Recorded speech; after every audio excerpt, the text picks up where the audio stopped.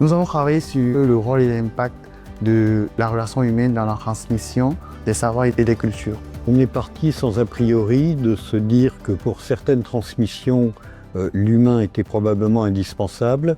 Pour d'autres, la machine, les robots, les intelligences artificielles pouvaient faciliter les choses. Et on a essayé de faire des expériences concrètes pour en avoir le cœur net. On a essayé de voir quel public pouvait apprendre plus facilement grâce à une relation humaine et quel public pouvait privilégier plutôt un apprentissage avec une machine ou une intelligence artificielle.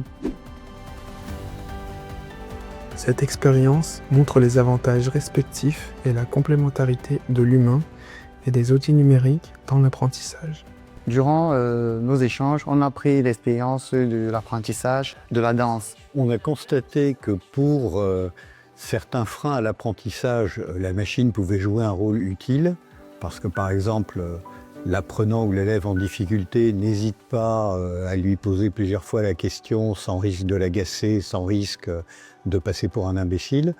Et pour d'autres sujets, la relation humaine était beaucoup plus efficace parce que la personne qui transmet les connaissances voyait beaucoup mieux où étaient les difficultés de l'apprenant. On a pu aussi observer que la relation humaine permettait de transmettre une certaine motivation et sortir les novices de leur zone de confort.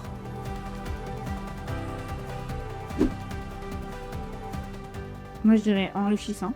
Moi, je dirais épanouissement. Comme on parle des problèmes d'interface entre société et technologie, c'est très important pour nous de comprendre comment les jeunes se posent la question, vivent les contradictions et d'essayer de partir de leur approche qui nous repose les questions et enrichit la nôtre.